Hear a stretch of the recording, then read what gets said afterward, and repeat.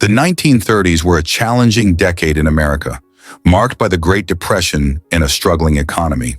For low-income buyers, choices in affordable cars were extremely limited, and the engines that came with budget models were often plagued with reliability issues, poor performance, and inadequate engineering. These engines left their owners frequently stranded, dealing with breakdowns and repairs that added to their financial burden.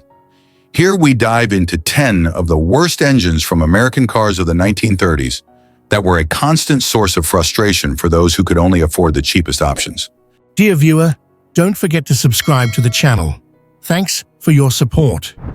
1935 Ford Model Furtiotta, powered by the 221 cubic inch, 3.6-liter, flathead 15.8 engine, was part of Ford's efforts to offer affordable V8 power to the mass market. Ford's innovative flathead V8 design had first been introduced in 1932, making V8 power accessible to the average driver. By 1935, Ford aimed to refine this engine to appeal to customers looking for performance without the premium price tag. However, the Model 48's engine encountered persistent issues such as overheating, ignition problems, rough idling, stalling, and excessive oil consumption, which marred its reputation and presented significant challenges for owners. Henry Ford was determined to bring V8 power to the masses, offering a sense of performance and status typically reserved for more expensive vehicles. The Model 48 was meant to appeal to a wide audience by offering the prestige of a V8 without the luxury price tag. Ford positioned the Model 48 as a practical yet powerful option, targeting buyers who wanted more power than an inline-six could offer, but needed affordability. The flathead V8 design, while innovative, was limited by the technology of the time, which led to several mechanical compromises that affected reliability and performance. While many buyers were initially excited by the promise of an affordable V8, ongoing mechanical issues dampened enthusiasm, as drivers found the engine to be a hassle rather than an asset. The flathead design had valves located in the block instead of the head, which limited airflow and led to incomplete combustion. This inefficiency was a core contributor to the engine's tendency to overheat and struggle with performance. The design made it difficult to cool the engine effectively, especially during high-demand driving or in warmer climates, where the flathead's poor heat dispersion led to frequent overheating. The ignition system in the 221 V8 was prone to frequent misfires and inconsistencies. Drivers often experienced stalling at idle, which created frustration, particularly in stop-and-go traffic. Ignition issues demanded regular adjustments to timing and spark, increasing the maintenance demands on owners. This was problematic for buyers expecting a simple, low-maintenance engine. The flathead V8's design prevented effective cooling. With the valves inside the block, the cooling system had limited reach to the hottest areas of the engine, causing the engine to overheat frequently. The overheating issue affected engine longevity, as constant high temperatures led to warping of components, cracked gaskets, and general wear on internal parts. Overheating forced many owners to seek costly repairs, which negated the affordability factor that initially drew buyers to the Model 48. These repairs included gasket replacements, radiator upgrades, and component realignment. For those relying on the Model 48 for daily commutes or long-distance drives, overheating reduced the engine's reliability, leading some to question Ford's promise of affordable performance. The 221 V8 was notorious for its high oil consumption, requiring owners to frequently top off or change the oil to keep the engine running smoothly. This excessive use added to the operating costs and increased the likelihood of oil-related mechanical issues. The engine's excessive oil use also made it prone to leaks, which left many Model 48s with messy, oil-stained driveways and parking spots. These leaks required regular maintenance to prevent further mechanical wear. While the Model 48 was marketed as economical, the high oil consumption reduced its efficiency and increased maintenance costs. This added expense was particularly frustrating for budget-conscious buyers who were attracted by Ford's reputation for affordability. Although not a significant concern in the 1930s, the excessive oil consumption also contributed to pollution, leaving visible smoke and emissions from the exhaust, which indicated incomplete combustion and oil burning. The 1935 Ford Model 48 and its 221 cubic inch flathead V8 engine offered a bold vision of accessible power, but ultimately suffered from significant mechanical issues, with challenges such as overheating, ignition problems, high oil consumption, and reliability concerns. The Model 48 fell short of delivering the affordable dependability that Ford had promised. Although it left a mark in automotive history for democratizing V8 power, its legacy serves as a reminder of the difficulties in balancing performance with reliability at an affordable price. Ford's later refinements of the Flathead 5.8 would address many of these issues, but the Model 48 remains a symbol of both ambition and the learning curve of automotive engineering. Number 9. 1935 Oldsmobile L Series, 1935. Oldsmobile L Series, powered by a 230 cubic inch, 3.8-liter inline-six engine, aimed to provide a balance between affordability and moderate performance. Positioned for those seeking Oldsmobile's blend of modest luxury and reliability, the L Series was meant to appeal to the upwardly mobile buyer looking for a quality car. However, this engine fell short in several respects, plagued by overheating, frequent misfires, oil pressure issues, and carburetor malfunctions. These problems ultimately made it a challenging and costly vehicle to own, overshadowing the model's initial promise. Oldsmobile's L Series was positioned as an accessible entry into a more refined automobile experience, appealing to buyers interested in an upgrade without stepping into full luxury pricing. Oldsmobile was among the pioneers in automotive engineering, often experimenting with new features in its engines.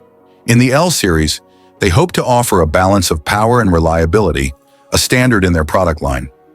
The engineering in the 1930s still relied heavily on simple, often rudimentary systems, and the L Series engine was no exception. These limitations were evident in its frequent overheating and misfire issues, which were difficult to avoid given the technology of the time. While many buyers expected Oldsmobile to deliver a dependable vehicle, the L Series required frequent maintenance, challenging its image as a car for practical yet aspirational owners. The L Series engine's cooling system struggled to keep temperatures down, particularly during extended drives or warm weather. Its design didn't allow for sufficient cooling around the cylinders, causing frequent overheating. Overheating led to quicker degradation of components, including head gaskets and valves, often resulting in costly repairs and reduced engine longevity. Owners were frequently forced to repair or replace parts affected by overheating, an inconvenience that tarnished the engine's appeal as a low-maintenance option.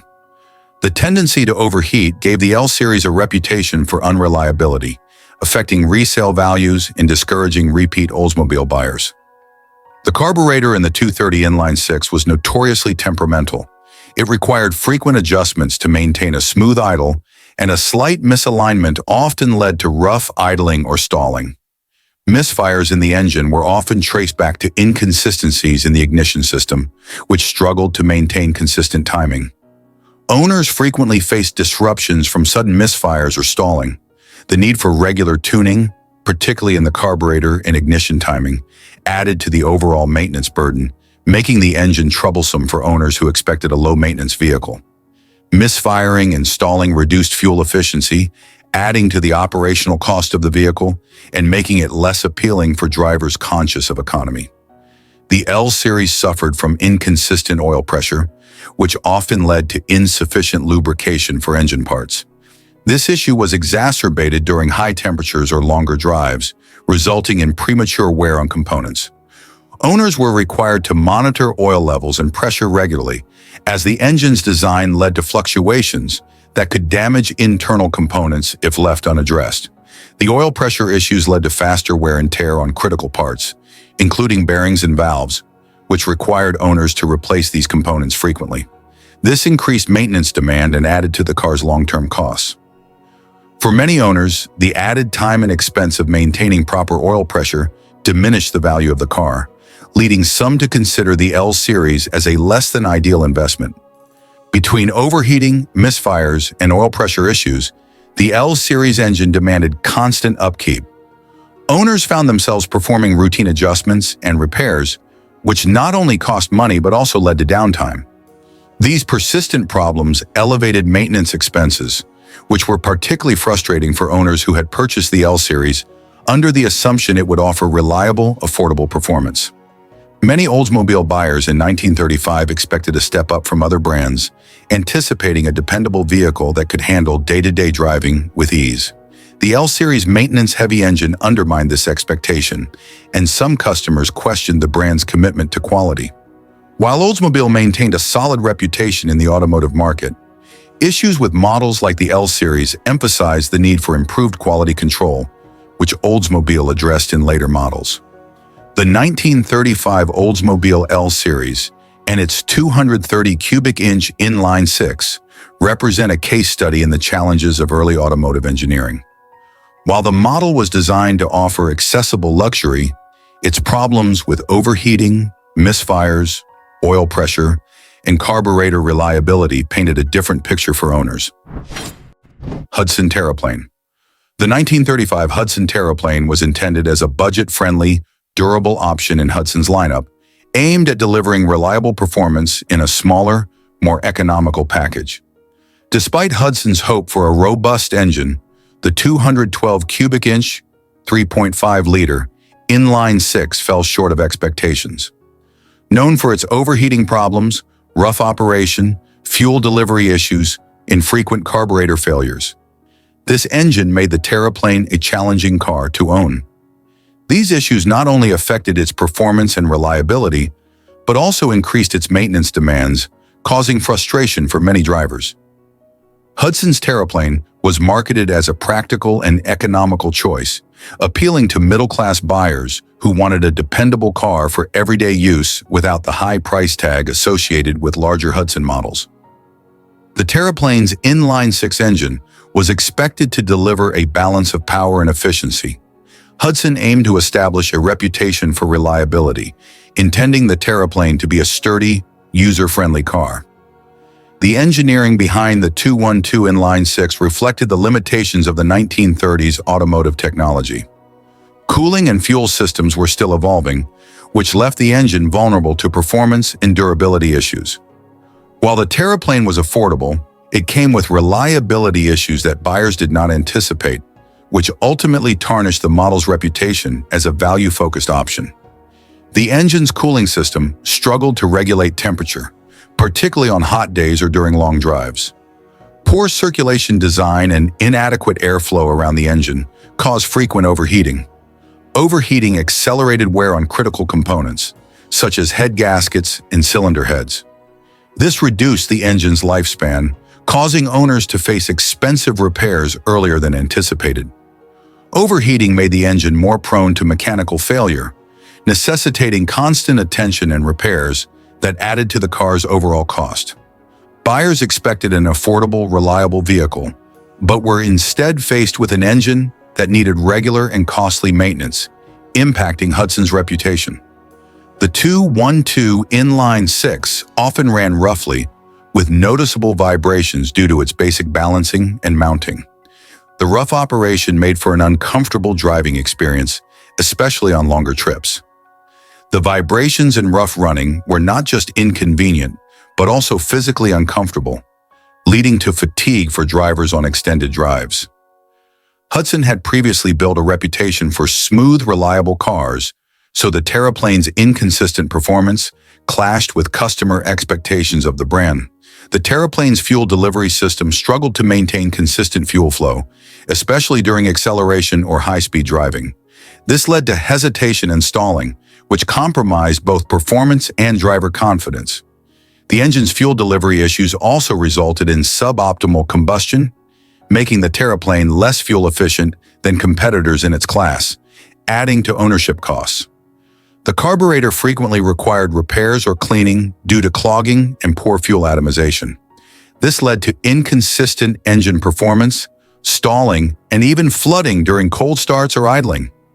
The need to frequently repair or replace carburetor components was inconvenient and costly, deterring owners from viewing the Tlane as a low-maintenance choice. Between the overheating, fuel delivery, and carburetor issues, owners found themselves constantly visiting mechanics or performing maintenance to keep the Tlane running smoothly. Maintenance costs undermined the car's affordability. Many owners faced unexpected expenses that made the Terraplane less economical than they initially believed, frustrating customers who had chosen it as a budget-conscious option. The Terraplane's reliability issues contributed to a perception that Hudson's more affordable models lacked the quality of their higher-end counterparts, harming Hudson's brand image. The model's reputation as problematic led some potential buyers to shy away from Hudson altogether, seeking more reliable alternatives. The 1935 Hudson Terraplane and its 212 cubic-inch inline-six engine serve as an example of a model that failed to live up to its aspirations. With persistent issues like overheating, rough running, fuel delivery problems, and carburetor failures, the Terraplane's engine required extensive maintenance and frequent repairs. These issues negated the car's value as a low-cost, dependable vehicle, frustrating owners and tarnishing Hudson's reputation for quality. In hindsight, the Terraplane's challenges underscore the importance of reliable engineering and robust performance standards, especially in vehicles marketed to budget-conscious buyers.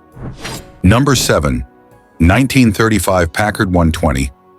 The 1935 Packard 120 was introduced as a more accessible option from a brand traditionally known for luxury and exclusivity. While the 282 cubic-inch, 4.6-liter, inline-8 engine gave the car an appearance of power and prestige, it was not without significant drawbacks. This engine was heavy and fuel inefficient, producing relatively low output given its size. Additionally, issues with valves and timing led to frequent mechanical problems, undermining the reliability that buyers had come to expect from Packard. Traditionally, Packard catered to the luxury market, but the economic strains of the 1930s led the company to introduce a more affordable model to attract a broader customer base. The 120 was intended to provide Packard's craftsmanship at a more attainable price point. However, certain compromises in design and engineering affected its long-term performance. The large 282 cubic-inch inline-8 was seen as a powerful option intended to offer smooth operation with Packard's signature luxury feel. With competitors also offering larger engines, Packard needed to match the market's performance expectations. Unfortunately, the 120's engine failed to live up to these promises. Despite its size, the engine delivered modest power, but with high fuel consumption. This compromised the car's appeal, especially given the economic challenges of the 1930s, when buyers were more conscious of fuel costs. The engine's weight limited its efficiency and performance. It exerted a heavy load on the car's overall structure, leading to suboptimal handling and sluggish acceleration, especially when compared to lighter, more efficient models on the market. The high fuel consumption and relatively low output left some buyers questioning Packard's commitment to performance, especially given its luxury positioning. Packard was known for smooth, high-quality vehicles, and the 120's shortcomings clashed with customers' expectations of excellence. The valve system was prone to wear, leading to a loss of engine compression. This affected performance, causing the engine to struggle with power delivery and contributing to the car's lack of acceleration. Valve issues required regular adjustments, which were not only costly, but also inconvenient. Owners found themselves needing to visit mechanics more frequently, which detracted from the vehicle's perceived value. The timing mechanism in the 282 engine had a reputation for falling out of calibration, leading to poor engine efficiency, stalling, and occasional backfiring. These timing issues detracted from the smooth, reliable operation that Packard promised, disappointing customers who had come to expect a refined driving experience. Frequent tuning was necessary to correct the timing and valve issues, resulting in mounting maintenance expenses. Owners were forced to bear the cost of these recurring repairs, which detracted from the Packard 120's affordability. Over time, the strain on the engine from these recurring issues decreased its lifespan, frustrating owners who had hoped for a durable, high-quality vehicle. Given the large size of the engine, its efficiency was disappointing, especially compared to smaller engines with similar output. This inefficiency made the 120 costly to operate, particularly at a time when fuel economy was becoming increasingly valued. The fuel inefficiency limited the Packard 120's appeal to budget-conscious buyers who were unable to justify the operating costs associated with this larger engine. Packard's attempt to build an affordable model meant some quality sacrifices, and unfortunately, this compromised the Packard name, which was synonymous with high-end reliability. Buyers were left with the impression that Packard's attempts to go down market had resulted in a product that did not align with its luxury image, impacting long-term customer loyalty. At first, the 120 generated interest as an affordable luxury option. However, the high maintenance costs and inefficiency caused many to view it as a missed opportunity that did not live up to Packard's reputation. Many competitors provided similarly priced vehicles that offered better reliability and efficiency. As a result, Packard lost some of its edge in the mid-tier market. The 120's issues cast a shadow on Packard's image, contributing to a perception that the company's products were no longer universally reliable.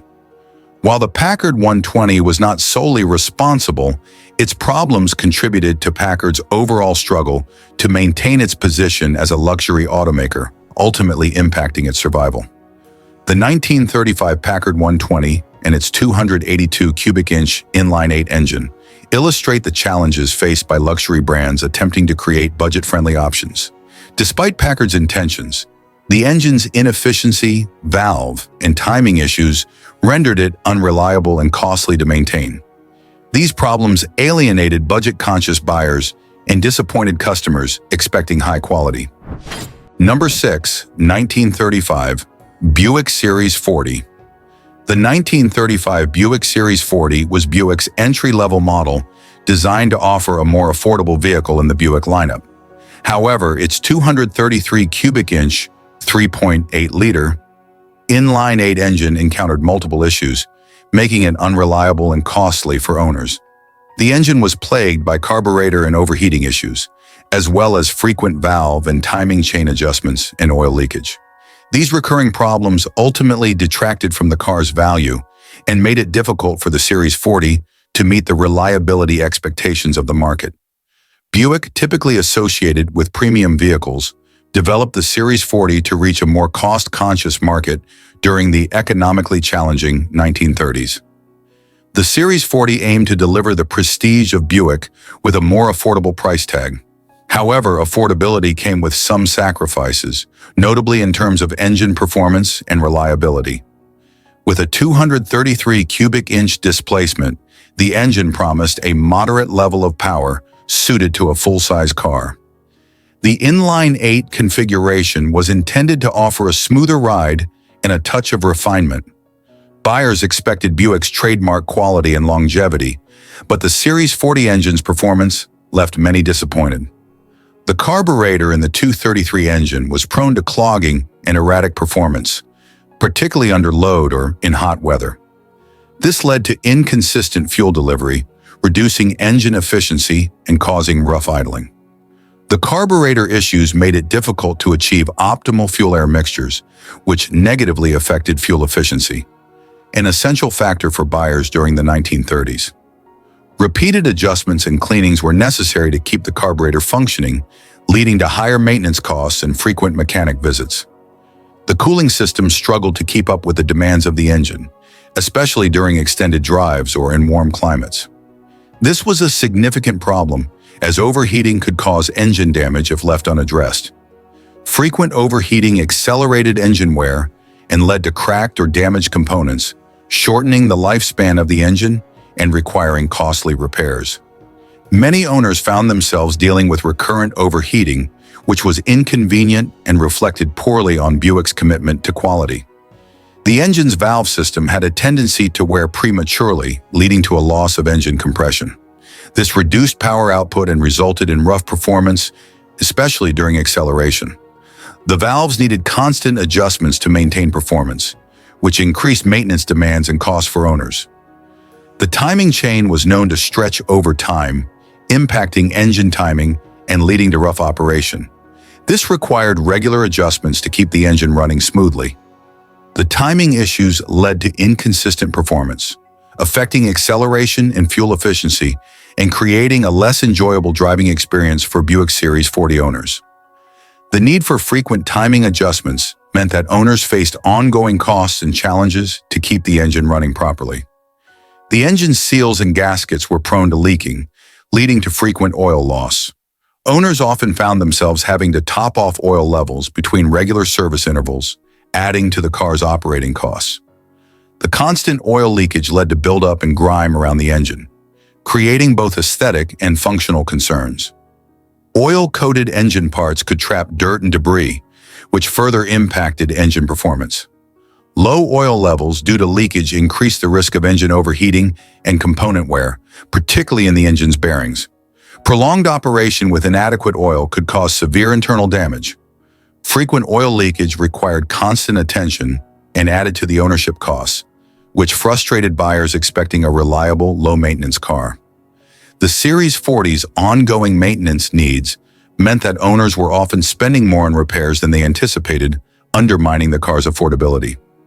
Poor fuel economy, combined with constant oil top-ups, made the Series 40 more expensive to operate than many competing models. Competing brands were offering similarly priced models that boasted greater reliability and lower maintenance needs, causing many buyers to consider alternatives. The Series 40's problems disappointed buyers and led some to question Buick's reputation for quality, especially when they could find more reliable options from other manufacturers. The 1935 Buick Series 40 was a model that promised affordable luxury, but fell short due to the shortcomings of its 233 cubic inch inline-8 engine. Problems with the carburetor, overheating, valve and timing adjustments, and oil leakage plagued the engine, making ownership challenging. These issues increased maintenance costs, detracting from the car's intended affordability and frustrating owners who expected reliability from the Buick brand. Number 5. 1935 Nash Advanced 8. The 1935 Nash Advanced 8 was designed as a premium offering in Nash's lineup, aimed at buyers seeking both comfort and power. Equipped with a 260 cubic inch, 4.3-liter inline-8 engine, the Advanced 8 sought to compete in a market dominated by similar luxury models. However, this engine encountered a range of issues that made it problematic for owners, especially those in warmer climates. Overheating, inefficient fuel consumption, and frequent engine knocking significantly hindered the car's performance, reliability, and appeal over time. Known for innovation, Nash aimed to capture the mid to upper tier market with the Advanced 8, appealing to buyers who valued both style and performance. The 260 cubic inch inline-8 was intended to provide smooth acceleration and ample power, a step up from the company's smaller, more economical engines. Competing with more established luxury brands, Nash's engine had to meet high standards, but the Advanced 8's design didn't fully deliver on its performance promises. The 260 inline-8 engine suffered from chronic overheating, especially during extended drives and in warmer climates. The car's cooling system struggled to keep the engine within an optimal temperature range. Overheating led to accelerated engine wear, shortening the lifespan of key components. Prolonged exposure to high temperatures could cause warping or cracking in engine parts, requiring costly repairs or replacements. For owners in regions with hot climates, the overheating problems made the Advanced 8 impractical and frustrating, tarnishing Nash's reputation for quality engineering. The engine's fuel economy was disappointing for the time. Although owners expected the inline-8 to be slightly less efficient, the Advanced 8 was notably fuel-thirsty, making it expensive to operate. Inefficiencies in the carburetor and combustion process led to excessive fuel use without corresponding power benefits.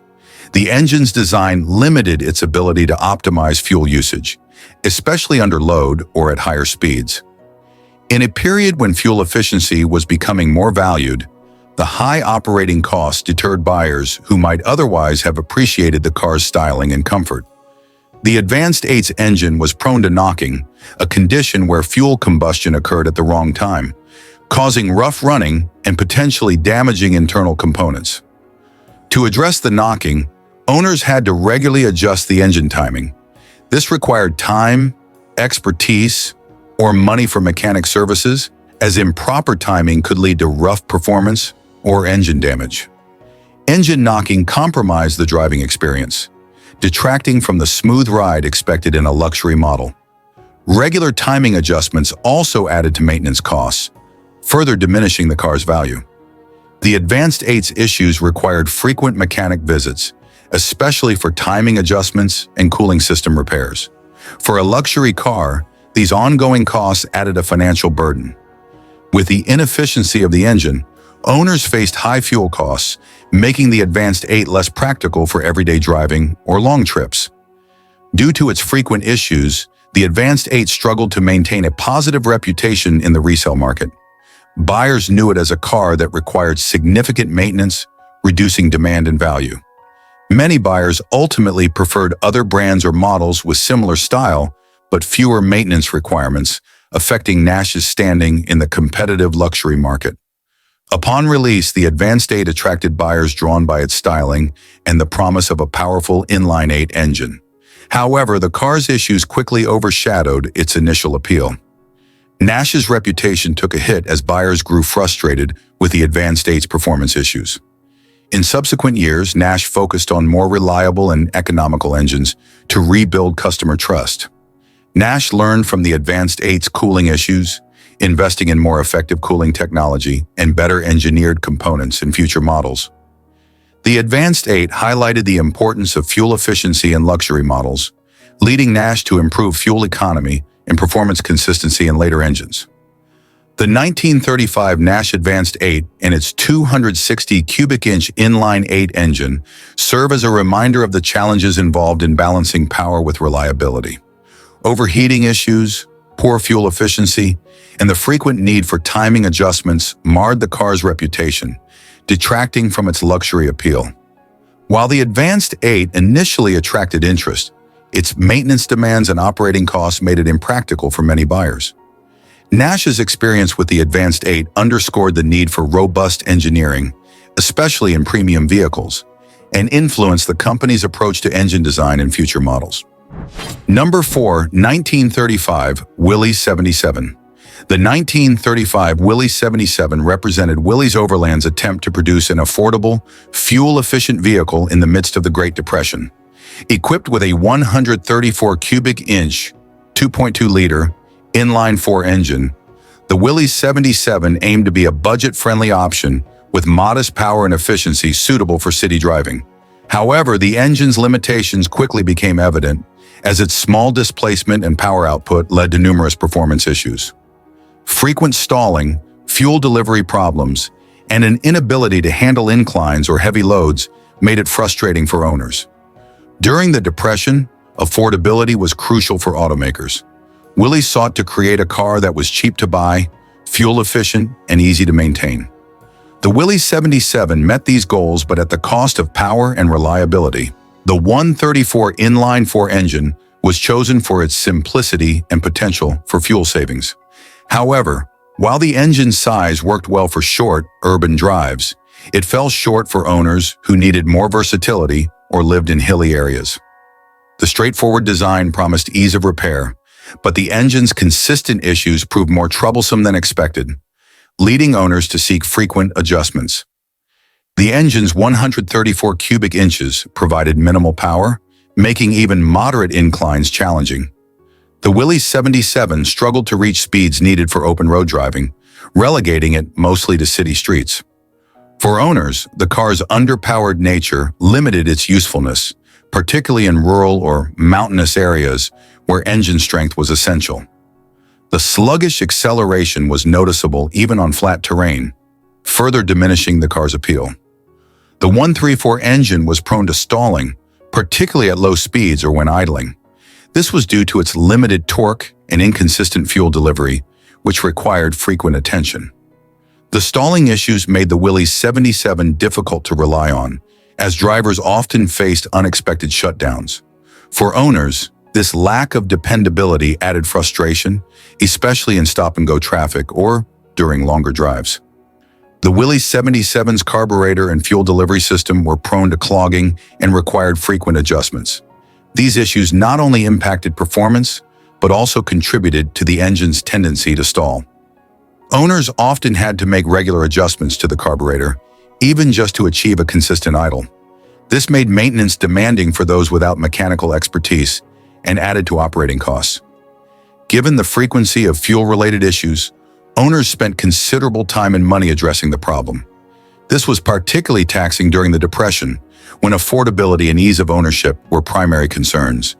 Despite its low purchase price, the Willie 77's issues required owners to frequently seek tune-ups and carburetor adjustments, which proved costly over time. For budget-conscious buyers, the recurring costs of keeping the Willie 77 running smoothly negated some of the financial benefits of its low purchase price. While Willys intended the 77 as a dependable and efficient car, its frequent stalling, power limitations, and fuel delivery issues eroded customer trust. The car's limited utility also impacted the brand's overall reputation, especially among owners seeking reliability. While initially popular among budget-conscious buyers, the Willie 77's drawbacks soon became apparent. Owners found that the car's affordable purchase price did not offset its regular maintenance needs and performance limitations. The struggles of the Willie 77 emphasized the need for Willys to improve engine reliability and power in future models. This experience influenced the company's later designs, particularly as they moved toward more robust models in the post-war years. The Willie 77 highlighted the risks of sacrificing power for fuel efficiency. Future models balanced these considerations more carefully, especially as consumer expectations grew post-Depression. Although the Willie 77 struggled, Willys would eventually find success with practical vehicles like the Jeep, which combined durability with utility, lessons partly inspired by the 77's mixed legacy. The 1935 Willie 77, with its 134 cubic inch inline-four engine, was a classic case of good intentions marred by underwhelming execution. Although its affordability and efficiency appealed to Depression-era buyers, the engine's lack of power, tendency to stall, and persistent fuel delivery issues overshadowed its initial promise. The Willie 77 serves as an example of the challenges in designing budget-friendly vehicles that still meet the needs of diverse driving conditions. While it marked an important step in Willys' history, the 77's issues would eventually inspire the brand to develop more reliable and versatile vehicles in the future. Number 3, 1935 LaSalle Series 50. The 1935 LaSalle Series 50 was a luxury car from Cadillac's more affordable marque, LaSalle. Positioned between Cadillac's full luxury models and the more mass-market offerings, the LaSalle 50 was meant to combine premium features with somewhat more accessible pricing. Equipped with a 248 cubic inch, 4.1-liter V8 engine, the car had aspirations of luxury and performance, but faced significant mechanical issues. Known for frequent stalling, carburetor failures, oil leakage, and overheating, the Series 50's engine quickly became a source of frustration for owners, leading to costly repairs and maintenance. LaSalle was introduced by Cadillac in the 1920s to fill the gap between Cadillac's premium offerings and the more budget-friendly cars of the time. In 1935, the LaSalle Series 50 was positioned as an affordable luxury vehicle, but its mechanical issues undermined this goal. Aimed at well-off individuals who desired the prestige of a Cadillac, but at a lower price, the LaSalle Series 50 was expected to deliver a smooth and powerful driving experience. However, the engine's issues made this difficult to achieve in practice. One of the most frequent issues with the 248 V8 engine was its carburetor. The carburetor's poor performance often led to inconsistent fuel delivery, resulting in the engine stalling, particularly during acceleration or at idle. Frequent stalling was not only inconvenient for owners, but it also undermined the car's luxury appeal. For a car marketed as a premium option, an unreliable engine detracted from the overall ownership experience, especially when it was expected to offer smooth, powerful performance.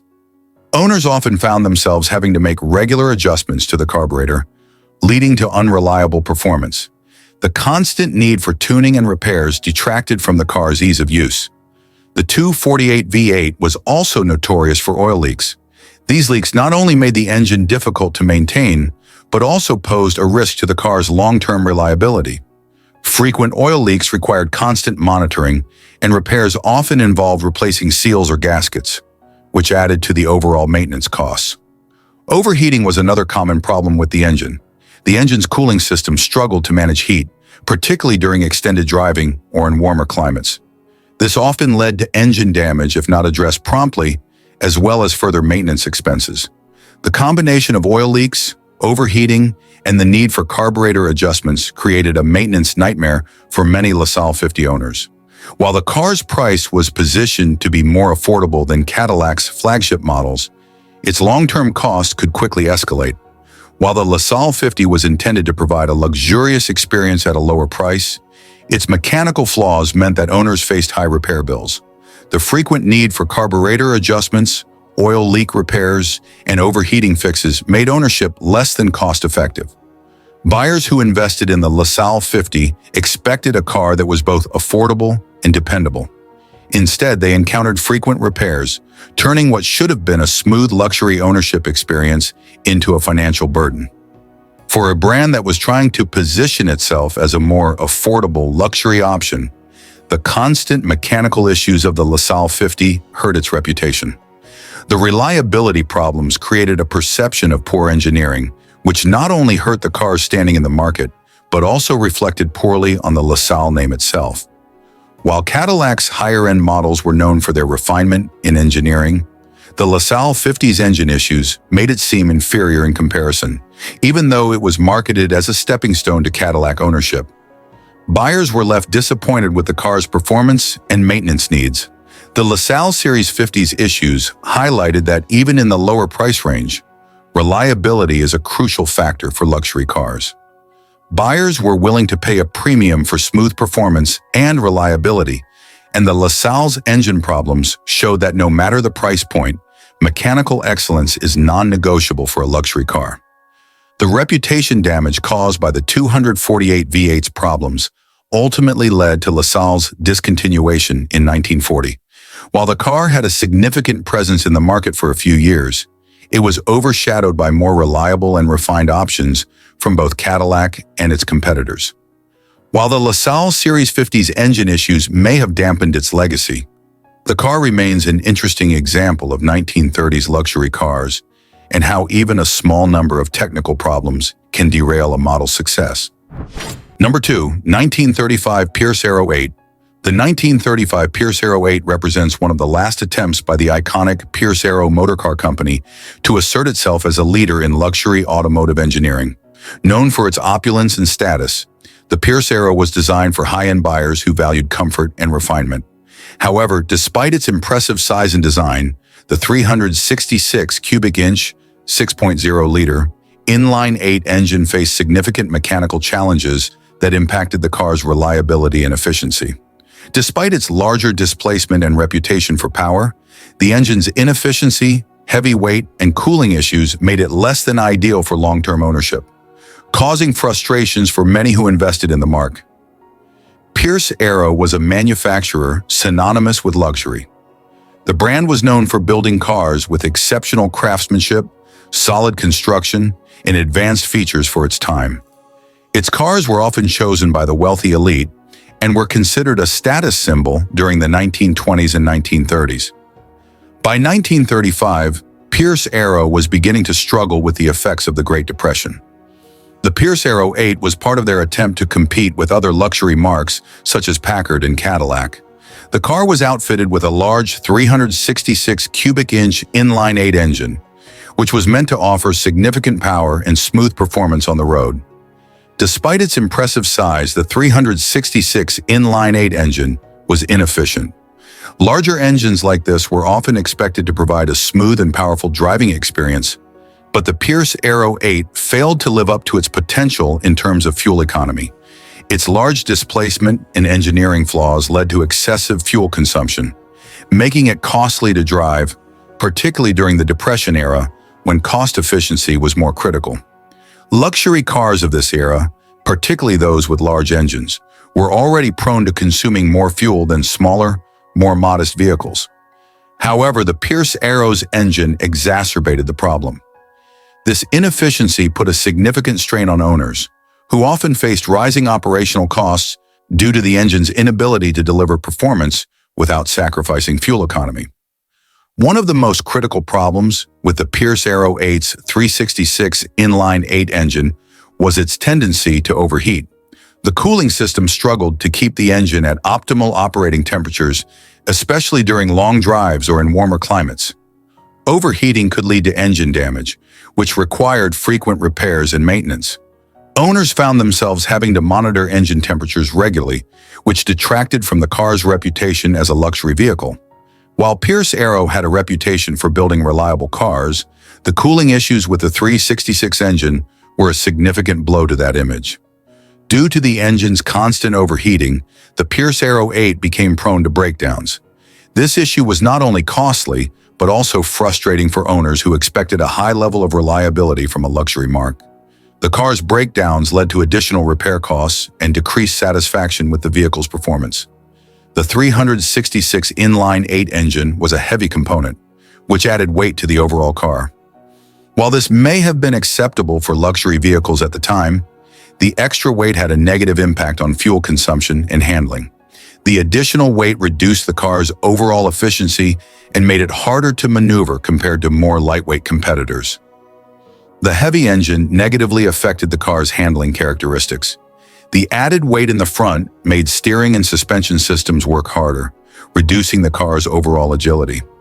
In a luxury car market that increasingly valued performance and smooth handling, the Pierce Arrow's weight-related issues were a disadvantage. The 1935 Pierce Arrow 8 serves as an example of how over-engineering can sometimes backfire. While the large 366 inline-8 engine promised power and smoothness, it ultimately fell short in terms of performance and efficiency.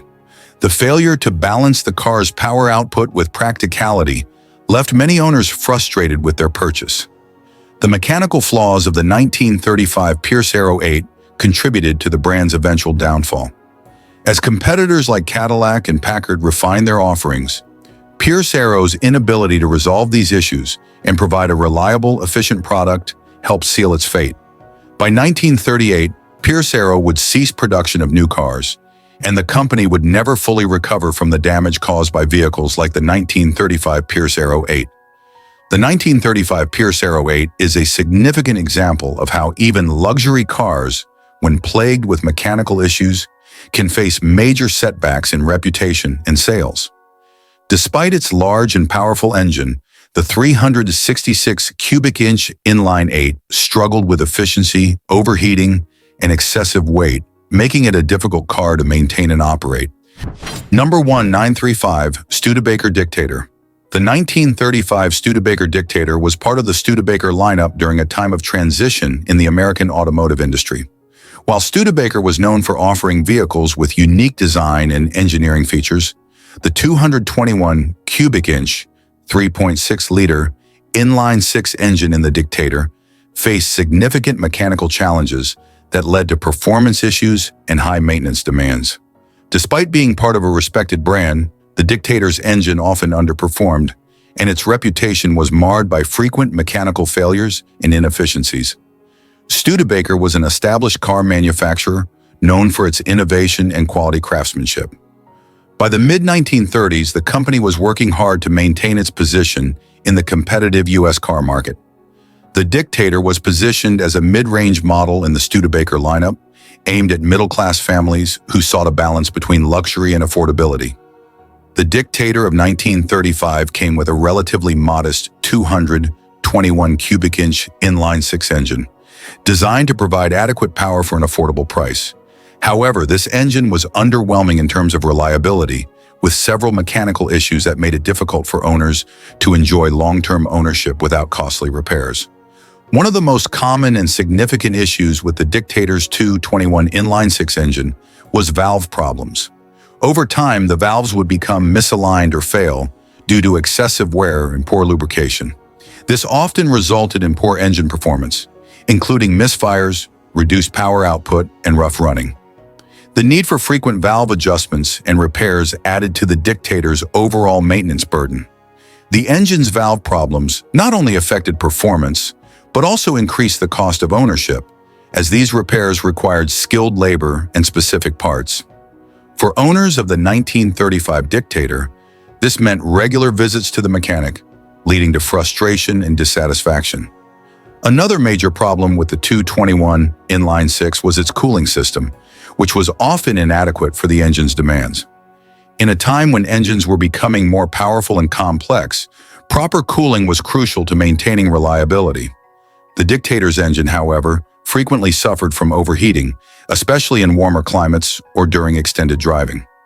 Overheating not only caused discomfort and performance issues, but it also led to engine damage. Over time, this caused the need for costly repairs, as the excessive heat would cause parts to warp or break down. Owners who experienced repeated overheating issues often had to replace expensive components, which contributed to the vehicle's overall unreliability. The 221 inline-six engine was not known for its durability. Over time, the engine would wear out prematurely, particularly if it was subjected to constant overheating or poorly timed maintenance. The combination of valve issues and inadequate cooling meant that the engine often required more attention than a typical car engine of the era. As a result of its low durability and constant need for attention, the Dictator's engine became a source of ongoing maintenance costs. Parts would need to be replaced more frequently, and owners would often face high repair bills. This made the Dictator less appealing to budget-conscious buyers who were already dealing with the financial challenges of the Great Depression. Due to the engine's chronic issues with valves, cooling, and durability, owners found themselves spending more time and money on repairs than they had anticipated. For a car in the mid-range price bracket, this was a serious drawback. Many potential buyers, particularly those in the midst of the Great Depression, could not afford the unexpected costs of maintaining the vehicle. The continual mechanical problems made the 1935 Studebaker Dictator a frustrating vehicle to own. The frequent visits to the repair shop, combined with the vehicle's inability to perform reliably, contributed to a lack of consumer confidence in the model.